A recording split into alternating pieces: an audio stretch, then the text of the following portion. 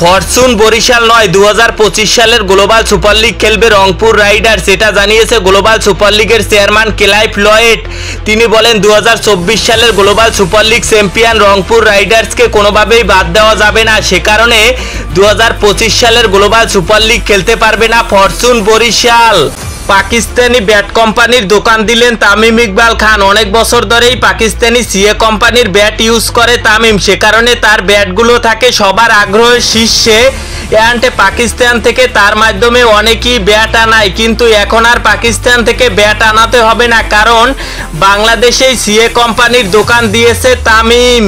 PSL খেলে পাকিস্তান থেকে ফেরার পথে ড্রেসিং রুমের গোপন কথা প্রকাশ করার কারণে পাকিস্তানে নিষিদ্ধ হতে যাচ্ছে রিশাদ হোসাইন।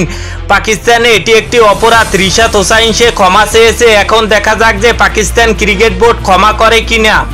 দুই বোনকে আইফোন উপহার দিল বাংলাদেশ অনূর্ধ্ব 19 দলের ক্যাপ্টেন আজিজুল হাকিম তামিম। সে তার বোনদেরকে কথা দিয়ে রেখেছিল যে বাংলাদেশ দলে বা ঢাকা প্রিমিয়ার লিগে যদি কখনো সে খেলতে পারে তার বোনদেরকে সে আইফোন উপহার দিবে, সেই কথা রেখেছে তিনি।